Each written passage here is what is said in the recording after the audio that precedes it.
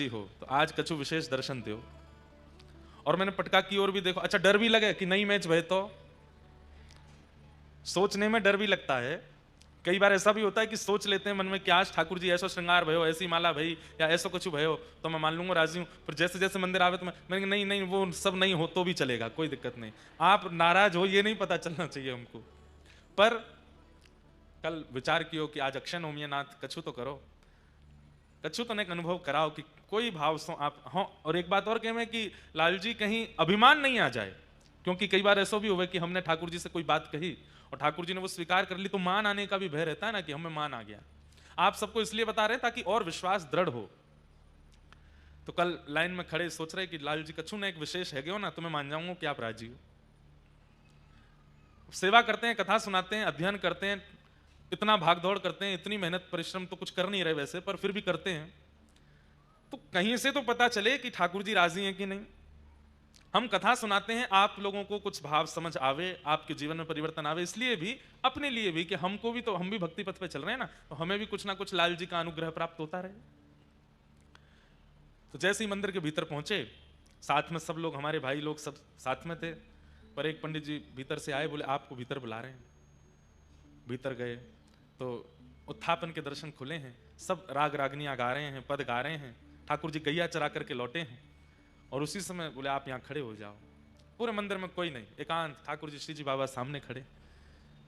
द्वार खुल रहे थे सबके, पर 5 मिनट पहले भीतर आ गए। एक विशेषता फिर दूसरा, कल ठाकुर जी ने जरी को श्रृंगार धारण कियो और वहां में गोल्डन पोशाक और वहां में नेक नेक कारी कारी धारी और ऐसी सुंदर पाग, आहा, देख करके आनंदित है गए। और कल के श्रृंगार में अक्षय नवमी को और गोपाष्टमी को एक विशेष ऊपर एक गोकर्ण जैसी आवे, तो वो भी कल धारण है ठाकुर जी के। हाँ, इतना आनंद चित्त में आ गया मैंने कि आज की हमारी अक्षय नवमी अक्षय है गई, आनंद है गयो। अक्षय मतलब जाको क्षय ना है सके। आप अन्य दिनों में पुण्य करते हैं, अन्य दिनों में भजन करते हैं, अन्य दिनों में आप साधन करते हैं, तो आप अगर किसी दिन पाप कर्म कर बैठेंगे तो उस दिन का किया गया पुण्य उस पाप से नष्ट हो जाएगा। लेकिन अक्षय नवमी को किया गया जो भी पुण्य कर्म है, जो भी सत्कर्म है, उसका कोई भी प्रकार का पाप क्षय नहीं कर सकता, इसलिए उसको अक्षय कहते हैं। आज आपने नाम जप किया तो आज कुछ पुण्य प्राप्त हुआ, कल आपने छोटी सी कोई भूल कर दी, कोई पाप कर दिया, तो आज का नाम नष्ट हो जाएगा, आज के द्वारा आज का किया गया जो भी प्रभाव था नाम का वो शून्य हो जाएगा। लेकिन अक्षय तृतीया, अक्षय नवमी, गोपाष्टमी और कल, वैसे तो आज भी मान रहे हैं, आज भी प्रारंभ हो गई है एकादशी, देव उत्थान एकादशी, पर हम लोग कल मानेंगे। उसके पीछे कोई कारण नहीं है, कई जगह आज है, पर हम आज सफर में थे ना, तो विधिवत रूप से हम अभी तो आए हैं 10-15 मिनट पहले, तो कोई ऐसा कुछ कर नहीं पाए विशेष, तो हमने फिर कल की मानी, क्योंकि कई मंदिरों में कल भी है। तो कल देवोत्थान एकादशी, गोवर्धन पूजा, दीपमालिका, दीपोत्सव, ये विशेष दिनों पर किया गया पुण्य एक प्रकार से वो अक्षय हो जाता है। और उसमें भी अक्षय नवमी और अक्षय तृतीया हो तो उस दिन का किया गया पुण्य तो ना जाने कितना अक्षय होगा, उसको किसी भी प्रकार का हमारे द्वारा किया गया पाप नष्ट नहीं कर सकता। तो कल के जो दर्शन श्री जी बाबा के हुए, श्रीनाथ जी के, हमारे गोवर्धन नाथ जी के हुए, अद्भुत अक्षय हो गए, सबसे श्रेष्ठ हो गए। वैसे तो प्रत्येक दर्शन श्रेष्ठ है, परंतु ये अति आनंद हुआ कल हमको, इसलिए हम आज आपसे वो साझा कर रहे हैं। और आज कथा के प्रारंभ में शायद पहली बार ही गाया होगा हमने, हो महारा घट मां विराजता श्रीनाथ जी, यमुना जी, महाप्रभु जी। अब आप सब गुजरात के हैं, किसी एक से हम शिक्षा ले लेंगे कि और कैसे गवेंगे शब्द आगे के, तो फिर गाएंगे, एक दिन और विस्तार से गाएंगे।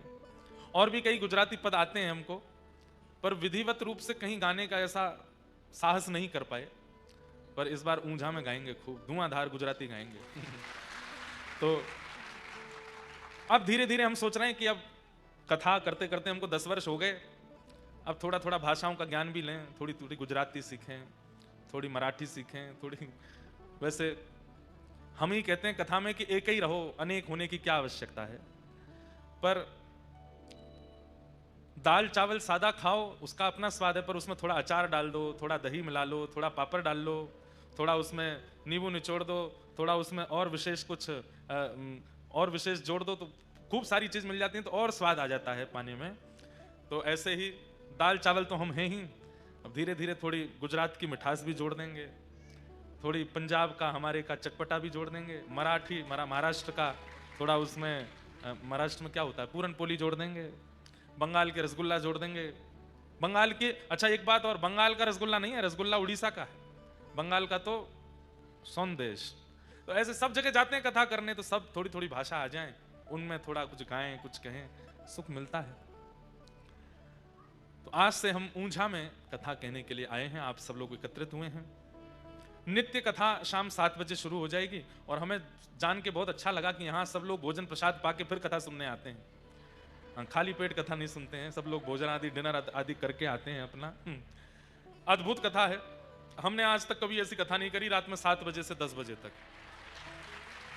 एक बार पहले कभी करने का अवसर मिला था, संभवतः झारखंड में चंदन क्यारी झारखंड में एक स्थान है धनबाद के पास। बहुत पहले जब हमारी लोग कथा वथा सुनते नहीं थे तब करी थी वहां कथा। तो भी कथा ऐसी होती थी 8 बजे से 11 बजे तक, 10 बजे तक। परंतु बहुत दिन बाद हमने तो कहा भैया सुबह करा लो। बोले महाराज जी सुबह आएंगे ही नहीं। मैं क्यों नहीं आएंगे? बोले व्यापार प्यारा है, सुबह पेट पूजा, शाम को आत्मा पूजा। तो मैंने कहा बढ़िया है। तो संभवतः रोज समय यही है। विश्राम दिवस का हो सकता है समय थोड़ा पहले करना पड़े हमें, उसके लिए हम अभी बात करेंगे पूरे परिवार से, सबसे मिलके जुल के जैसी परियोजना बनेगी उस हिसाब से विश्राम दिवस अगर जल्दी करें तो आ जाओगे ना सब लोग? अरे कम हाँ बोल रहे हैं, ज्यादा बोलो। सब आ जाएंगे अगर हम जल्दी करें तो नहीं, जल्दी आ जाना, क्योंकि 8 तारीख से हमारी लुधियाना में कथा है, यहाँ से पंजाब पहुंचना है। तो बीच के अगर हमें समय मिल जाएगा तो हम 1-2 काम है हमारे वो निपटा लेंगे, यही समय रहता है हमारे पास। तो बाकी आप सब लोग देखेंगे, अभी कोई निश्चित नहीं है, कल परसों में और देखेंगे। अंतिम दिन की कथा हो सकता है थोड़ी जल्दी करके फिर प्रस्थान करें। नायक परिवार को बहुत बहुत धन्यवाद, उन्होंने ये मधुर कथा का क्रम यहाँ रखा है। और उमिया माता जो कि पटेल समाज की, विशेष पटेल समाज की कुल देवी हैं। और कौन से खट्टा पटेल कैसे है? कड़वा पटेल तो कर वाह है कि कड़ वाह है? ड़ है ड़। माई तो होती नहीं थी पत्नी की, थोड़ी बहुत होती थी जिससे कि बच्चे और ये लोग प्रसाद पा लेते थे। आज का प्रसाद पा लिया, नया राशन शाम को लेके आना था बाजार से, उसी बीच में संतों की टोली आ गई। और प्राचीन भारत में संत जन बता करके पूछ करके नहीं आते थे, बस आ जाते थे। और द्वार पर आकर के बस प्रार्थना भी नहीं, द्वार पर आकर के बस कहते थे कि हम इतने संत हैं, हमारी व्यवस्था करो। अब घर, उस समय के भारत के लोग पूछते भी नहीं थे, व्यवस्था करते थे। संत आए, संत आ गए, आकर के घर में बैठ गए। पत्नी ने प्रणाम किया, पतिदेव भी आए, प्रणाम किया दोनों ने। बोले भगवान बड़ी कृपा, बोले हम 12 मूर्ति संत हैं, अयोध्या से आए हैं काशी दर्शन करने। आपके घर के बाहर तुलसी वन देख करके, गैया देख करके हमको लगा कोई विप्र ब्राह्मण है, हम 12 संत प्रसाद पाएंगे, तैयारी करो। अब पत्नी दौड़ी रसोई में, पीछे से ब्राह्मण देवता भी आए, देवी बनाओ। बोले कहां से बनाए? सब तो खत्म हो गया, राशन लेकर के आना है। तो बोले 2 पैसा ले आए राशन। बोले कहां से दें? सब खर्च हो गया इस महीने का, इस महीने की पगार अभी मिली नहीं, कल मिलेगी, फिर राशन आएगा, फिर बनेगा। पत्नी तो व्याकुल हो गई, मैं हमेशा संभाल लेती हूं, इस बार आप संभाल लीजिए कुछ। अब पतिदेव बोले देवी तुम तो जानती हो हम तो कुछ करते धरते नहीं, हम पे तो 1 रुपया भी नहीं है, कैसे हम कैसे संभालें? कुछ तो कीजिए। कहीं से भी संत जन बैठे हैं, इधर जामे उधर जामे सब, लेकिन कोई व्यवस्था नहीं बनी। बहुत देर हो गई तो संत समझ गए कि यहां कोई व्यवस्था नहीं है, संकोच में ये हमसे बोल नहीं रहे हैं। संत जन अपने आसन लेके उठ गए, बोले बिटिया फिर कभी आएंगे, आज के लिए जय सिया राम कह करके चले गए। लेकिन आज इतने वर्ष बाद आज उसको बड़ी ग्लानि हुई और अपने पति से लड़ने लगी। आज आप भी अगर कुछ काम धंधा कर रहे होते तो घर की इतनी बुरी स्थिति नहीं होती। मैं घर घर जाती हूं, रोटी बनाती हूं, पगार मिलती, घर चलाती हूं, बच्चों को पढ़ाती हूं। अगर आप भी कुछ कर रहे होते तो कम से कम इतनी व्यवस्था तो होती कि कभी संत महापुरुष आ जाएं तो प्रसाद पवा दें। बस पूरे दिन भागवत जी भागवत जी भागवत जी। अरे बचपन से अब तक आप इतना भागवत जी का अध्ययन करते आए हैं, क्या दिया भागवत जी ने हमको? कुछ भी तो नहीं। आप कहते हैं इनको किताब मत बोलो, पुराण मत बोलो, ग्रंथ मत बोलो, कृष्ण है तो देते क्यों नहीं कुछ भी? इतना जीवन आपने समर्पित कर दिया, अपनी पत्नी का ध्यान नहीं रखते, बच्चों का ध्यान नहीं रखते, अपने पूरे खानदान का ध्यान आप नहीं रखते, पूरे दिन वो कृष्ण रूपी भागवत में लगे रहते हैं। क्या दिया भागवत जी ने हमको? जिस घर से संतों को भूखा जाना पड़ता हो, ऐसे घर में भागवत जी को मैं कृष्ण नहीं मानती। देवी ऐसा मत बोलो, तुम अभी जानती नहीं, वो साक्षात श्री कृष्ण है। मैं जब अध्ययन करता हूं मुझे नृत्य करते हुए बोलते हुए श्री कृष्ण दिखाई देते हैं, तो ऐसा है। फिर आज एक काम कीजिए। बोले क्या? अपनी उठाइए भागवत जी और चले जाइए, घर में संभाल लूंगी, बच्चों को मैं संभाल लूंगी, सर्वस्व आपकी भागवत जी हैं। जिन भागवत जी के कारण हमारे पति की स्थिति ऐसी, संतों को भूखा जाना पड़े, मैं उनको अब घर में नहीं रखने दूंगी। इतनी बड़ी बात हो गई। पत्नी के इतना बोलने पर पतिदेव बोले, दुनिया कृष्ण को घर में बुलाती है, तुम घर से निकाल रही हो। देवी इससे ज्यादा अब मैं सुन नहीं सकता, अब तुम रहो अपने बच्चों के साथ प्रेम से, मैं चलता हूं। अपनी पोथी उठाई और रोते बिलखते ब्राह्मण देवता मेरे कृष्ण हैं, मेरे ठाकुर जी हैं, हृदय से लगा करके निकल गए। गंगा के तट पे जाकर बहुत रोए। बोले मुझे कुछ भी बोल देती, मेरे को मार भी दे, पीट भी दे, मैं सह लूंगा। हे ठाकुर जी, हे भागवत जी, आपके लिए क्यों कहा? मुझसे ये सहन नहीं होता।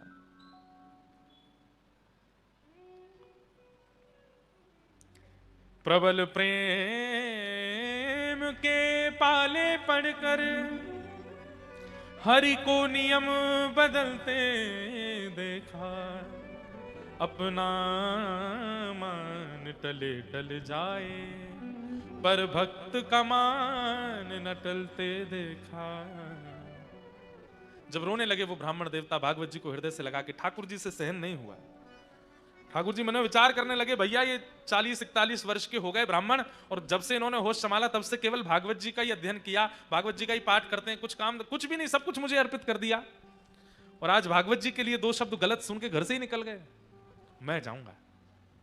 और काशी में छोटे से गोपाल जी प्रकट हो गए, और प्रकट होकर के ऊंची धोती पहन करके, सिर पर बढ़िया स्वाफा बांध करके, और बढ़िया कजरारे नेत्र हैं ठाकुर जी के, हाथों में कड़ूला पहने हैं, पैरों में सुंदर पाजेब पहनी है, कमर में करधनी पहनी है, गले में कंठा और एक सुंदर बगनखा पहना है, कानों में छोटे छोटे सुंदर हीरे के मोती हैं।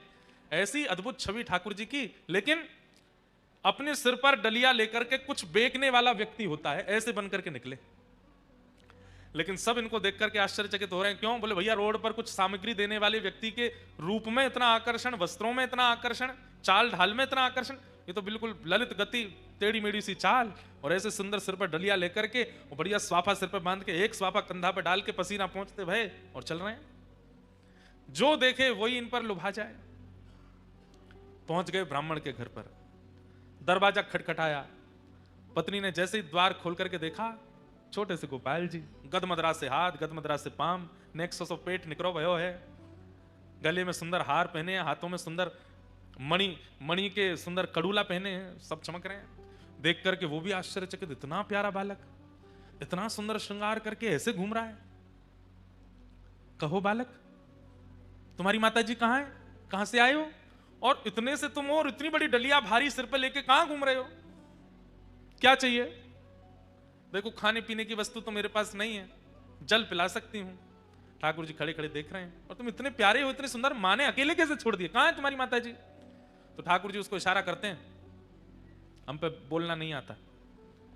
अच्छा गूंगे हो? ठाकुर जी बोले अच्छा गूंगे हो, कुछ लिखने को दूं? लिख के बताओगे? बोले हाँ।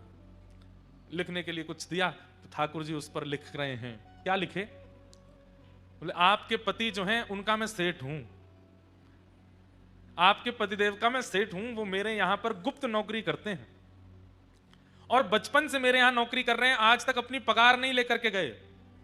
आज मुझे कैसे भी करके पता चला कि उनको धन की बड़ी आवश्यकता है, तो 12 वर्ष की आयु से लेकर के 41 वर्ष की आयु तक उन्होंने जितना भी मेरे यहां कार्य किया, उसकी जो पगार होनी चाहिए वो सब लेकर के आया हूं, आपके द्वार पर रख करके जा रहा हूं, उनको दे दीजिएगा। ऐसा कह करके लिख करके उसको पकड़ा दिया। अब वो पढ़ने लगी, पढ़ते पढ़ते पढ़ते अंत में सोच भी रही है, इतने छोटे से सेठ जी हैं हमारे पतिदेव के। जैसे देखा तो डलिया रखी है, ठाकुर जी तो अंतर ध्यान हो गए वहां से। डलिया के ऊपर से जैसे ही वस्त्र हटाया, ऐसी ऐसी मणियां रत्न आभूषणों से जड़ित, और इतने सुंदर सुंदर उसमें स्वर्ण के आभूषण, मणियां, हीरे जवाहरात सब चमक रहे हैं। अरे काशी के नरेश के पास भी इतनी संपत्ति नहीं होगी जितनी संपत्ति और बहुमूल्य मणियों को देख करके वो बालक गए। पत्नी की तो आंखें खुली रह गई, बोले कि पतिदेव इतनी बड़ी नौकरी करते थे, आज तक नहीं बताया। डलिया उठाने लगी तो उठी नहीं, बच्चों को बुलाया, 3-4 बच्चे स्वयं लगे तो जैसे तैसे खिसका के भीतर लाए। इतनी धन संपत्ति देख करके पत्नी तो बड़ी व्याकुल हो गई। छोटे वाले बालक को भेजा, जाओ पिताजी को ढूंढो, गंगा के तट पर होंगे, उनसे कहो जल्दी आमे लौट करके, माँ ने बढ़िया पकवान बनाए हैं घर में। बालक दौड़ा दौड़ा गया तो वहां पर भागवत जी का पाठ कर रहे थे, अश्रुबिंद गिर रहे हैं। पिताजी जल्दी घर आइए, मैया ने बहुत सुंदर पकवान बनाए हैं आपके लिए, वो प्रतीक्षा कर रही हैं, आप पाएंगे तभी पाएंगे, जल्दी आ जाइए। ब्राह्मण देवता सोचने लगे, लड़ने के बाद पकवान कौन बनाता है घर में? हमको घर से निकाल दिया, इतना सब कुछ बड़ा बुला बोल दिया, और सुबह संतों को पवाने के लिए एक फूटी कौड़ी नहीं थी, अब पकवान बनाए हैं। चलो, भागवत जी का पाठ पूर्ण करके हृदय से लगा के गए। लौट करके घर जैसे ही आए, द्वार खटखटाया, इतने में तो पत्नी उसमें से कुछ स्वर्ण लेकर के बढ़िया साड़ी आड़ी खरीद के बढ़िया सुंदर तैयारियां करके आ चुकी है घर पर, पूरा घर सजा दिया। जैसे ही द्वार खुला, अपनी पत्नी को इतने सुंदर वेश में देख करके ब्राह्मण देवता, अच्छा गलती से आ गया हूँ, कोई और घर है, शायद आगे वाला होगा। पत्नी बोली, अरे यही मैं ही हूं, कहां जा रहे हैं? देवी तुम हो? इतनी गोरी पहले तो नहीं लगी थी, इतना बढ़िया वस्त्र पहले तो नहीं पहना, कहां से आया? बच्चे आए निकल करके, वो भी बढ़िया सुंदर सुंदर धोती कुर्ता पहन के, तो बच्चों को देख के बोले, ये कहां से लाए हो? मैं तो आज इतने वर्ष हो गए, एक एक दो कुर्ताओं में पूरा जीवन निकाल दिया, कैसे आया भाई, ये कौन करके गया ये सब? पत्नी बोली, ज्यादा होशियार मत बनिए, सारी पोल पट्टी खुल गई है आपकी। बोले क्या पोल पट्टी? बोले आपकी नौकरी वोकरी के बारे में सब पता चल गया हमको। पतिदेव बोले, कौन सी नौकरी? हम कुछ नहीं करते। अच्छा आओ भीतर आओ। भीतर ले जाकर के डलिया रखी थी कमरे में, खोल के दिखाया, देखिए रत्नों की चमकाहट देख करके बोले, देवी कहां से चोरी करके लाई? बोले चोरी नहीं करके लाई हूं, आपका मालिक आया था, गूंगा मालिक। और एक बात बताइए, इतना छोटा, हमारे बच्चों से भी छोटा था वो, उसको मालिक, लेकिन क्या सुंदर उसका वर्ण, आहा क्या कड़ूला पहने थे, सिर पर क्या सुंदर पाग बंधी थी, उस पर मोती के हार, गले में कंठा, कौंधनी, पैरों में पाजेब, थोड़े थोड़े नील वर्ण के सा अंग। अब ये पत्नी बोलती जाए, और पत्नी ठाकुर जी का चिंतन पति देव के चित्त में आ रहा है कि निश्चित ठाकुर जी आए। देवी तुम्हें कैसे पता? उन्होंने बताया। बोले को लिख के देके गए हैं। जब बोले मुझे दिखाओ कहां लिखा है, पर्चा दिया तो पत्र देखा, उसमें जितनी लिपियां थी वो लिपियां देखते देखते वो आपस में मिलने लगी, और मिलते मिलते मिलते मिलते वो समस्त लिपियां एक आकृति बनाती हैं, और उस आकृति में नन्हे से गोपाल जी सिर पर डलिया रखे ऐसे खड़े हैं, वो एक आकृति प्रकट हो जाती। नेत्र सजल हो गए, बेहोश हो गए ब्राह्मण देवता। होश में आए तो रोने लगे। देवी वो कहां गए, कहां चले गए, मुझे बताओ ना। अरे सेठ जी हैं, तुम्हें तो पता होगी कहां है। अरे वो सेठ मेरे नहीं है, पूरे विश्व के सेठ हैं, साक्षात ठाकुर जी आए थे। और ये जो बात कहकर के गए ना कि मैंने जीवन भर उनके यहाँ नौकरी की है, ये भागवत जी ही, मैं अकिंचन भाव से भागवत जी का जो पाठ करता था, उसी का वो पूर्ण जो भी मैंने किया है उसका वो सब वेतन देने के लिए आए थे। श्रीमद् भागवत जी को तुम कृष्ण नहीं मानती, वो भागवत जी कृष्ण स्वरूप ही आए थे, और ये सब दे करके गए। श्रीमद् भागवत ग्रंथ नहीं है, पोथी नहीं है बंधु, आज आ गए हैं, प्रयास कीजिएगा, अपना आसन संग लेकर के आइए, जिस स्थान पर बैठे हैं नित्य उसी स्थान पर बैठिए, एक एक शब्द ध्यान से सुनिए, और सुनने के बाद अपने जीवन में उतारना प्रारंभ कर दीजिए। एक क्षण की भी कथा छूटे ना। आप अनुभव करेंगे, 8वें दिन से ही स्वप्न में, अनुभव में, किसी कृपा से ठाकुर जी की अनुभूति होने लग जाएगी। भागवत जी की ऐसी कृपा है। श्रीमद् भागवत साक्षात कृष्ण की प्राप्ति कराती है। 5 वर्ष की भागवत जी की सेवा का फल हमको मिला, श्री गिरधर लाल जी। 5 वर्ष की सेवा होते ही गिरधर लाल जी मिल गए। 5 साल हुए थे कथा करते हुए, तब लाल जी आए, उसके बाद 5 साल और हो गए, 10 साल हो गए। अब 5 साल होते ही अब जनवरी में श्री जी भी आ जाएंगे, तो श्री राधा गिरधर लाल हो जाएंगे। हम तो अपना प्रमाण दे रहे हैं कि हमें 5 वर्षों में ठाकुर जी कुछ कुछ प्रदान कर देते हैं अपने रूप को। आपको नहीं देंगे, सबको देंगे। भागवत जी कृष्ण है। सूत जी महाराज कहते हैं, काल अव्याल मुखग्रास त्रास नृणास हेतवे श्रीमद् भागवतम शास्त्रम कलौ कीरेण भाषितम। भागवत जी ही कलयुग में कृष्ण प्राप्ति करा सकती, उनका आश्रय ले लो। तब पूछा गया कि इन भागवत जी का आश्रय किसने लिया है, कृपा कर उनके बारे में बताओ। तब बताया कि श्री नारद जी महाराज ने भक्ति ज्ञान वैराग्य की पुष्टता के लिए भागवत की कथा कराई, और उस कथा में सनक सनंदन सनातन सनत कुमारों ने कथा सुनाकर के भागवत जी से भक्ति ज्ञान वैराग्य को युवा किया। भक्ति सुतौ तौ तरणौ गृहीत्वा प्रेमैक रूपा सहसा विरासित श्री कृष्ण गोविंद हरे मुरारे हे नाथ नारायण वासुदेव नाथेति नामानि मुहुः वदन्ति। बंधुओं, चाहे वो मीराबाई हों, चाहे वो सूरदास हों, चाहे आपके नरसिंह मेहता हों, श्रीमद् भागवत जी का आश्रय सबने लिया। हमारे स्वामी श्री हरदास जी महाराज तो वो कैसे पंक्ति में एक में कहते हैं कि प्रथम सुने भागवत भक्ति रस मुखवाणी, ऐसे करके है ना, हो तो हमको भेजना, हम सुनाएंगे। स्वामी श्री हरदास जी महाराज जिन्होंने श्री कुंज बिहारी लाल जी को वृंदावन में प्रकट किया, उन्होंने 7 सोपान बताए, बहुत सुंदर हैं, अभी हमारे पास आ जाएंगे तो आपको बताएंगे। 7 सोपान बताए, उनमें सबसे पहला सोपान, सोपान मतलब सीढ़ी, कृष्ण प्राप्ति की, भगवत प्राप्ति की 7 सीढ़ी हैं, उसमें सबसे पहली सीढ़ी बताई भागवत जी। कोई व्यक्ति सीधे नाम आश्रय ले ले, कोई व्यक्ति सीधे धाम आश्रय ले ले, कोई व्यक्ति सीधे सेवा आश्रय ले ले, लेकिन भागवत जी का आश्रय अभी तक नहीं लिया है, तो हम स्पष्ट कह दें, नाम में भी अपराध बनेगा, धाम में भी अपराध बनेगा, सेवा में भी अपराध बनेगा। सबसे पहले भागवत जी का आश्रय, प्रारंभ यहीं से, और एकाध कथा में नहीं, अनेक कथाओं को अपने चित्त में धारण करे और बस सुनता रहे, सुनता रहे, सुनता रहे, सुनता रहे, जब जब अवसर मिले सुने। एक दिन ऐसा आएगा, ठाकुर जी स्वयं आज्ञा करेंगे, शब्द सुनाई देगा, या चित्त में व्याकुलता प्रकट हो जाएगी कि अब कथा जीवन में आगे, अब नाम चाहिए। वो व्याकुलता से फिर नाम का आश्रय लो, दीक्षा ले लो, गुरु दीक्षा लो, नाम आश्रय लो, जो भी आपको, मंत्र आश्रय लो, नाम आश्रय लो। अब आप अष्टाक्षर मंत्र करते हैं या कोई भी मंत्र करते हैं, लेकिन भागवत जी नहीं सुनते, तो आपके मंत्र जाप में, नाम जाप में होता है ना, कई लोग, महाराज जी मन नहीं लगता, नींद आ जाती है, इधर उधर मन चला जाता है, माला छूट जाती है, हाथ से गिर जाती है, पूरी होते होते होते हाथ से छूट जाती है, फिर ढूंढते हैं, शुरू से करते हैं। ये सारे अपराध क्यों बनते हैं? क्योंकि नाम आज्ञा कर रहे हैं, बोले पहले भागवत जी की शरण लो, पहले समझो तो सही कि भागवत का स्वरूप क्या है। तो सबसे पहला आश्रय भागवत जी का लेना है। तो स्वामी जी महाराज क्या आज्ञा करते हैं, सुनो। 7 स्वरूप बताए। वैसे तो श्री हरिदास परंपरा में जिनकी दीक्षा है उनके लिए प्रमाणित है, परंतु वृंदावन से स्नेह रखने वाले, भगवत प्राप्ति करने वाले सब लोग इन 7 भावनाओं को जरूर सुनो। प्रथम सुने भागवत भक्त मुख भगवद वाणी, द्वितीय आराधे भक्ति व्यास नव भांति बखानी, तृतीय करे गुरु समुझ दक्ष सर्वज्ञ रसीलो, चौथे होए विरक्त बसे बने राज जसे, पंचे भूले देह सुध छठी भावना रास की, साते पावे रीति रस श्री स्वामी हरिदास की। बहुत ध्यान से सुनो। प्रथम सुने भागवत, सबसे पहले भागवत जी का आश्रय लेना चाहिए। अगर सब अपराधों से बचना चाहते हो तो कथा किनसे सुने? भक्त मुख। वक्ता जो हो वो स्वयं भी भक्त होना चाहिए, स्वयं भी सेवक होना चाहिए ठाकुर जी का। भक्त मुख से, ब्राह्मण मुख से भागवत की कथा सुनो। अब कई वक्ता हैं, किसी की निंदा नहीं, पर वो शब्द ब्रह्म में तो बड़े परिपक्व हैं, लच्छेदार वाणी बोलेंगे, एक से एक बढ़िया बात बोलेंगे, लेकिन स्वयं के निज जीवन में भक्ति नहीं है। उसकी वाणी से किसी में भक्ति नहीं आएगी। वाह वाही हो सकती है कथा में, पर चित्त में भक्ति तो तभी आएगी जब बोलने वाले के भी चित्त में भक्ति हो।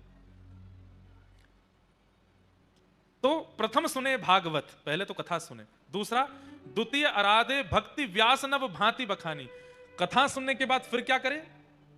नवदा भक्ति का आश्रय ले। बोले कौन सी नवदा भक्ति? 2 नवदा भक्ति हैं, एक तो रामायण जी में बताई गई हैं, प्रथम भगति संतन कर संगा, पर यहां पर स्वामी श्री हरदास जी महाराज कह रहे हैं उस नवदा भक्ति का पालन करो जो व्यास जी ने भागवत में बताई है। श्रवणम कीर्तनम विष्णु स्मरणम पाद सेवनम अर्चनम वंदनम दास्यम सख्य आत्मनिवेदनम। श्रवणम कीर्तनम विष्णु स्मरणम पाद सेवनम अर्चनम वंदनम दास्यम सख्य आत्मनिवेदनम, ये नवदा भक्ति। इन 9 भक्तियों को धीरे धीरे जीवन में लावे, कथा भी सुनता रहे और 9 भक्तियों को जीवन में चित्त में उतारना प्रारंभ करे, अगर कृष्ण प्राप्ति करना चाहते हैं तो। तृतीय करे गुरु समझी दक्ष सर्वज्ञ रसीलो। फिर इन चीजों के बाद क्या करे? बोले तीसरी चीज, अब गुरु बनावे, अब गुरु का आश्रय ले जीवन में। कई बार देखा देखी गुरु बना लेते हैं, कि कोई मित्र के साथ चले गए, गुरु बना लिया, दादी पकड़ के ले गई, दीक्षा दिला दी, पतिदेव की जिद थी इसलिए दीक्षा हो गई, या उनके नहीं। दीक्षा एक प्रकार का संबंध है गुरु के प्रति, एक जैसे पिता का संबंध वैसे गुरु। उससे पहले ये 2 चीजें होनी चाहिए, भागवत की कथा सुने और नवदा भक्ति का पालन करे। फिर तृतीय आराधे गुरु। और गुरु कैसे होने चाहिए? सर्वज्ञ रसीलो। गुरु कैसे होने चाहिए? बोले रस युक्त होने चाहिए, जिनकी वाणी में, जिनके शब्दों में, जिनके विचार व्यवहार में रस पक्ष मजबूत हो, ठाकुर जी की रस वार्ताएं हों, उनको गुरु बनावे। दक्ष सर्वज्ञ रसीलो, चौथे होए विरक्त। और फिर गुरु दीक्षा लेने के बाद फिर चौथा काम क्या करे? बोले चौथे होए विरक्त बसे बन राज जसे। फिर धीरे धीरे गुरु दीक्षा के बाद अब योजना बना लेनी चाहिए। बोले क्या? अब वृंदावन बसना है। अब धीमे धीमे धीमे धीमे धीमे धीमे वृंदावन की वास की इच्छा प्रकट होनी चाहिए चित्त में। सबसे धीरे धीरे विरक्ति आवे, संसार के जितने उपभोग आदि हैं धीरे धीरे उनको छोड़ना प्रारंभ करे और फिर वनराज वृंदावन में बसने का प्रयास करे। देह से वृंदावन में नहीं बस पा रहे हैं तो फिर वृंदावन को चित्त में विराजमान करे, चित्त में वृंदावन आवे। ये चौथी स्थिति, चौथे होए विरक्त बसे वनराज रसीलो।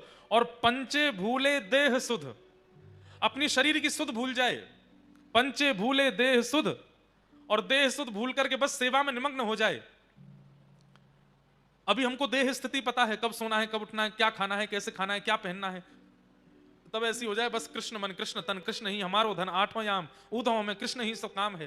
तो पंचे भूले देह सुध, छठी भावना रास की। और देह सुध भूलने के बाद छठवीं स्थिति क्या करे? बोले अब रास का चिंतन करे। रास राशेश्वर भगवान आए हैं और मैं एक रास की गोपी हूं, ठाकुर जी के साथ रास विहार में प्रवेश करना है। छठे भावना रास की, साते पावे रीत रस श्री स्वामी हरिदास की। और ये 6 भावना यदि आपने धारण कर ली तो 7वीं स्थिति में जो रस, रीति रस, जो रीति, जो पद्धति स्वामी श्री हरिदास जी की है, जिससे बिहारी जी प्रसन्न होकर प्रकट हो गए, वो आपको प्राप्त हो जाएगी। पर इन 7 का प्रारंभ कहां से है? अच्छा एक बात बोलूं, आप कहोगे महाराज जी हम तो लिख ही नहीं पाए, भूल गए, आपने 7 क्या बताए? अरे पहला याद है ना, प्रथम सुने भागवत भक्ति रस, प्रथम सुने भागवत भक्त मुख भगवत वाणी, बस ये याद है ना। भागवत जी का आश्रय ले लो, बाकी की 6 स्थिति भागवत जी प्रदान कर देंगे, भागवत जी कृपा कर देंगे। भागवत जी का आश्रय ले लो। भक्ति ज्ञान वैराग्य तीनों युवा हो गए भागवत जी के आश्रय से। तभी एक धुंधुकारी नाम के व्यक्ति की कथा सुनाई गई, जिसने अपने माता पिता के साथ अत्यंत द्रोह किया, मृत्यु के बाद प्रेत बन गया। माता पिता से द्रोह करता है, व्यसन करता है, परिस्त्री गमन करता है, छल कपट आदि ये सब काम स्थिति रखता है अपने जीवन की। मृत्यु के बाद ऐसे लोग ही भूत बनते हैं। भजन बिन नर मर गट के भूत। भूत कौन बनता है? प्रेत कौन बनता है? सबसे पहला जो माता पिता से बैर करता है। मां कैसी भी हैं, पिता कैसी भी हैं, सीखिए प्रहलाद जी महाराज से। प्रहलाद जी का भजन श्रेष्ठ था, इसलिए नृसिंह भगवान आए, ये बात कहना उचित है। पर उतना ही उचित यह भी है कि इतने दुष्ट पिता होने के कारण भी प्रहलाद जी ने कभी अपने पिता के प्रति दूषित भावना नहीं रखी, इसलिए भी नृसिंह भगवान आए। प्रहलाद जी नित्य प्रणाम करते हैं अपने पिताजी को, भले ही मेरे पिता राक्षस हैं पर मेरे पिता हैं, नित्य प्रणाम करते हैं। इस भावना से भी ठाकुर जी प्रकट हुए कि वाह भाई प्रहलाद, तेरी पिता भक्ति पर मैं रीझ गया। इतना अत्याचार करने वाले पिता को भी तुम रोज दंडवत प्रणाम करते हो। अगर प्रहलाद जी खूब पुकारते और एकांत में बैठ करके कहते मेरे पिता तो दुष्ट हैं, मेरे पिता तो ऐसे हैं, मैं अपने पिता का मुख नहीं देखूंगा, अपने पुत्र को मारने का प्रयास करते हैं, तो शायद नरसिंह भगवान कभी नहीं आते। वो इसलिए भी आए हैं क्योंकि प्रहलाद अपने पिता में दोष नहीं देखता। जैसे भी है मेरे पिता हैं, ऐसी बुद्धि बच्चों को रखनी चाहिए। लेकिन माता पिता के प्रति द्वेष बुद्धि रखने वाला वो व्यक्ति मृत्यु के बाद प्रेत बनेगा, निश्चित बनेगा, उसको प्रेत योनि में जाना पड़ेगा। धुंधुकारी ऐसे प्रेत बने हैं, गया श्राद्ध करने से भी मुक्त नहीं हो पाए। तब सूर्य नारायण भगवान ने आज्ञा करके इनके भाई गोकर्ण जी से कहा भागवत की कथा कराओ, क्योंकि अत्यंत कठिन प्रेत योनि में गया व्यक्ति गया श्राद्ध से भी मुक्त नहीं हो पाएगा, उसके लिए तो भागवत की कथा ही करानी पड़ेगी। श्रीमद् भागवती वार्ता मुक्तिदानेन गर्जति, प्रेत पीड़ा विनाशिनी, प्रेत पीड़ा से मुक्ति प्रदान करने वाली तो भागवत की कथा है। तब श्री गोकर्ण जी महाराज ने अपने प्रेत बने भाई का संकल्प लेकर के कथा की और 7 दिन की कथा होते ही श्री धुंधुकारी एक दिव्य रूप धारण की और विमान में बैठ करके भगवत धाम को प्रस्थान करके प्रेत योनि से मुक्त हो गए। ऐसी भागवत जी की कथा। मैं यहां एक बात कहता हूं, मृत्यु के बाद प्रेत बनने पर भागवत जी जब मुक्त कर देती हैं तो मरे हुओं को जब मुक्त करती हैं, हम तो जीवित हैं, हमको मुक्त नहीं करेंगे? निश्चित मुक्त करेंगे। इसलिए भैया ऐसी भागवत जी की शरण में आइए। आज प्रथम दिन कथा का महात्म को हम विराम देते हैं।